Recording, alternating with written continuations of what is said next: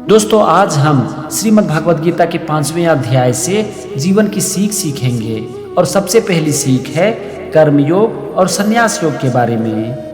कर्मयोग का मतलब होता है अपने काम को पूरे विश्वास, पूरे मन, समर्पण भाव से और निस्वार्थ होकर करना, और संन्यास योग का मतलब होता है मन, इंद्रियां और शरीर के द्वारा होने वाले संपूर्ण कर्मों में कर्तापन का त्याग करना।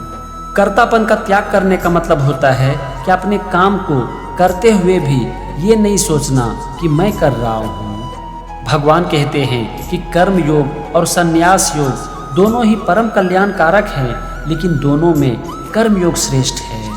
भगवान श्री कृष्ण यहाँ पर कर्म योग को इसीलिए श्रेष्ठ बता रहे हैं क्योंकि बिना कर्म के जीवन संभव ही नहीं है। हम अपने जीवन में जो कुछ भी बनते हैं वो हम बनते हैं कर्मों के द्वारा ही, और इसीलिए भगवान श्री कृष्ण कर्म योग को श्रेष्ठ बता रहे हैं। अगली सीख है कर्मयोगी होते हुए भी सन्यासी बन जाना। भगवान श्री कृष्ण कहते हैं कि जो पुरुष ना तो किसी से द्वेष करता है और ना ही किसी भी चीज की आकांक्षा करता है, वह कर्मयोगी सन्यासी ही है, क्योंकि ऐसे लोग संसार के सारे बंधनों से मुक्त हो जाता है। हम सब के लिए यहाँ पर सीखने वाली बात है कि अगर हम चाहते हैं कि हम संसार के सारे बंधन से मुक्त हो जाएं, अपने जीवन को स्वतंत्र होकर जिएं, तो इसका सिर्फ एक तरीका है कि हम ना तो किसी से द्वेष की भावना रखें और ना ही किसी भी चीज़ की आकांक्षा करें। भगवान श्री कृष्ण आगे कहते हैं कि संन्यास और कर्मयोग दोनों ही एक ही तरह का फल देते हैं और दोनों परमात्मा की प्राप्ति का मार्ग है। तो अगर हम भी चाहते हैं कि अपने जीवन में हम परमात्मा को प्राप्त कर लें, तो इसके लिए ज़रूरत है अपने काम को पूरे मन, पूरे विश्वास और निस्वार्थ भाव से करने की। और अपने काम को करते हुए कभी हमें ये नहीं सोचना चाहिए कि मैं कर रहा हूँ। भगवान आगे कहते हैं कि ज्ञान योग और कर्म योग दोनों से ही हम परम धाम को प्राप्त कर सकते हैं, और ये दोनों हमें एक ही तरह का फल देता है। अगर हमारे अंदर ज्ञान हो तो हर समय हम अच्छे काम करते हैं, सही काम करते हैं और अपने काम को पूरे निस्वार्थ भाव से करते हैं। और जो पुरुष अपने काम को निस्वार्थ भाव से करता है वही सच्चा ज्ञानी है। भगवान आगे कहते हैं कि कर्मयोग के बिना संन्यास की प्राप्ति कठिन है, क्योंकि जो पुरुष अपने कर्म को निस्वार्थ भाव से नहीं कर सकता, वो कभी भी अपने कर्मों में कर्तापन का भी त्याग नहीं कर सकता। जो पुरुष अपने काम को निस्वार्थ भाव से नहीं करेंगे, वो हमेशा यही सोचेंगे कि अपने काम को मैं कर रहा हूँ, और इससे उसके अंदर अहंकार भर जाएगा। और जिस पुरुष के अंदर अहंकार की भावना जन्म ले लेती है, वो उसके बुद्धि को पूरी तरह से नष्ट कर देती है। इसीलिए भगवान यहाँ पर कह रहे हैं कि कर्मयोग के बिना संन्यास की प्राप्ति कठिन है।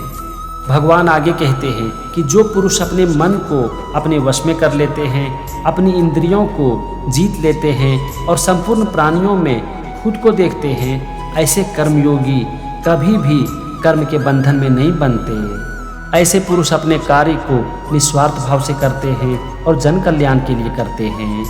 और जो पुरुष अपने कार्य को निस्वार्थ भाव से करते हैं और जन कल्याण के लिए करते हैं, वो कर्म के बंधन से हमेशा के लिए मुक्त हो जाते हैं। ऐसे पुरुष कभी भी अपने कर्म के फल की इच्छा को नहीं रखते।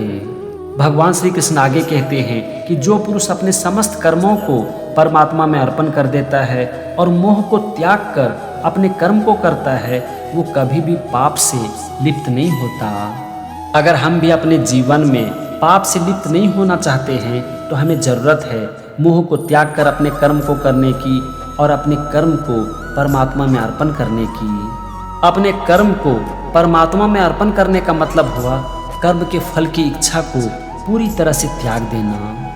भगवान श्री कृष्ण आगे कहते हैं कि जो कर्मयोगी होते हैं वो अपने कर्म को करते हैं अपने अंतःकरण की शुद्धि के लिए। ऐसे पुरुष अपने जीवन से मोह को पूरी तरह से त्याग देते हैं। भगवान श्री कृष्ण आगे कहते हैं कि जो कर्मयोगी होते हैं वो कर्मों के फल की इच्छा को पूरी तरह से त्याग कर शांति को प्राप्त कर लेते हैं। और जो सकाम पुरुष होते हैं वो अपने कर्म को करते हैं फल की इच्छा से, और ऐसे पुरुष फल के मोह में बन जाते हैं। तो अगर हम भी चाहते हैं कि हम अपने जीवन में परम शांति को प्राप्त कर लें, तो इसका सिर्फ एक तरीका है कि हम अपने काम को निस्वार्थ भाव से करें और कर्म फल की इच्छा को पूरी तरह से त्याग दें। इसके बाद भगवान श्री कृष्ण कहते हैं कि परमेश्वर ना तो मनुष्यों के कर्म की और ना ही कर्म के फलों की रचना करते हैं, बल्कि हर मनुष्य अपने स्वभाव के अनुसार अपने कर्म को करता है और उसी के अनुसार वो फल को भी पाता है। भगवान श्री कृष्ण आगे कहते हैं कि परमेश्वर कभी भी किसी भी मनुष्य के अच्छे और बुरे कर्मों को ग्रहण नहीं करता। इसका मतलब तो यही हुआ कि जो इंसान जैसा कर्म करता है उसे वैसा ही फल मिलता है।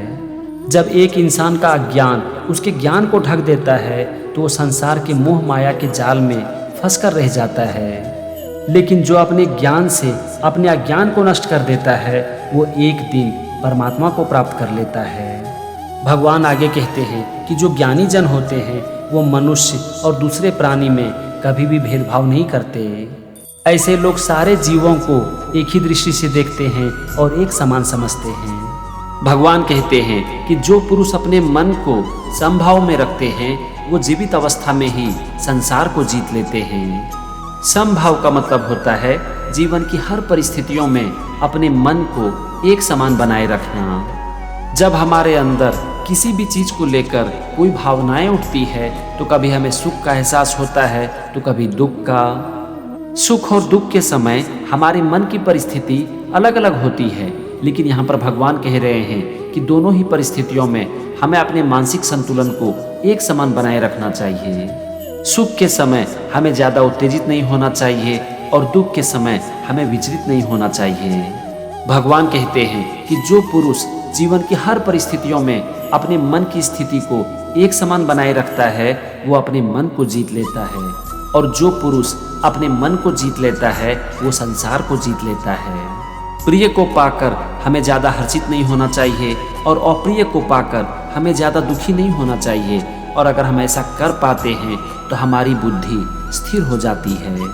और जिस इंसान की बुद्धि स्थिर हो जाती है उनका मन परमात्मा में लग जाता है और वो एक दिन परम ब्रह्म परमात्मा को प्राप्त भी कर लेते हैं। ऐसे लोग जीवन में कभी भी दुखी नहीं होते और उनका मन कभी भी विचलित नहीं होता। जिस इंसान की बुद्धि स्थिर होती है वो परम आनंद को प्राप्त कर लेता है, परम सुख को प्राप्त कर लेता है और परम शांति को प्राप्त कर लेता है। भगवान आगे कहते हैं कि जब हमारी इंद्रियों का किसी चीज के साथ संपर्क होता है तो उससे जो भी उत्पन्न होता है वो सब भोग और विलास के लिए है। और जो पुरुष भोग और विलास की कामना करते हैं उन्हें भोग और विलास पाकर सुख जरूर मिलता है, लेकिन यही भोग और विलास उनके दुखों का कारण बनता है। भोग और विलास से जो हमें दुख मिलता है वो कभी खत्म नहीं होता, और इसीलिए जो बुद्धिमान लोग होते हैं वो इसके माया जाल में कभी नहीं फंसते। जो बुद्धिमान लोग होते हैं वो ये जानते हैं कि किसी भी तरह का भोग और विलास हमें क्षण मात्र के लिए सुख जरूर दे सकता है, लेकिन ये हमारे सारे दुखों का कारण बन जाता है। भगवान आगे कहते हैं कि जो पुरुष काम और क्रोध के वेग को सहन कर लेता है वही पुरुष योगी कहलाता है और वही सुखी है। जब हमारे अंदर काम और क्रोध की भावना उत्पन्न होती है तो इसका वेग हमें पूरी तरह से विचलित कर देता है, और यहाँ पर भगवान कह रहे हैं कि जो पुरुष इसके वेग को सहन कर पाता है वही सुखी है। जिस पुरुष को आत्मज्ञान की प्राप्ति हो जाती है वो अपनी आत्मा में ही सुखी रहता है, अपनी आत्मा में ही रमन करता है, और ऐसे पुरुष परम शांति को प्राप्त कर लेता है। भगवान श्री कृष्ण कहते हैं कि जो अपने सारे पापों को नष्ट कर लेता है, अपने ज्ञान के द्वारा अपनी सारी शंकाओं को दूर कर लेता है, संपूर्ण प्राणियों के हित के बारे में सोचता है, अपने मन को जीत लेता है और अपने मन को निश्चल भाव से परमात्मा में स्थिर कर लेता है, वही परम शांति को प्राप्त करता है। और जो पुरुष परम शांति को प्राप्त कर लेता है, परम ब्रह्म को प्राप्त कर लेता है, उसका जीवन हर तरह से परिपूर्ण हो जाता है। भगवान आगे कहते हैं कि जो पुरुष बाहर की चीज़ों के बारे में नहीं सोचता, उसका चिंतन नहीं करता, अपने नेत्रों की दृष्टि को भ्रिकुटी के बीच स्थित कर लेता है, अपनी नाक में बहने वाली वायु को नियंत्रित कर लेता है, अपनी इंद्रियां, मन और बुद्धि को जीत लेता है, अपनी इच्छा, भय और क्रोध को पूरी तरह से त्याग देता है, वही मोक्ष का अधिकारी है और वही मुक्त है। भगवान यहाँ पर कह रहे हैं कि हमें भोग और विलास के बारे में चिंतन नहीं करना चाहिए। अपनी इच्छा, भय और क्रोध को पूरी तरह से त्याग देना चाहिए। अपनी दृष्टि को भ्रिकुटी के बीच स्थित रखना चाहिए और नाक में बहने वाली वायु को नियंत्रित कर लेना चाहिए। अपनी इंद्रियां, मन और बुद्धि को अपने वश में कर लेना चाहिए। अगर हम ऐसा कर पाते हैं तभी हम मोक्ष के अधिकारी हैं और सदा मुक्त हो जाते हैं। भगवान श्री कृष्ण कहते हैं कि मुझे समस्त यज्ञों और तपों का भोक्ता, समस्त लोकों का स्वामी और समस्त प्राणियों का निस्वार्थ मित्र जानकर मेरा भक्त शांति को प्राप्त कर लेता है।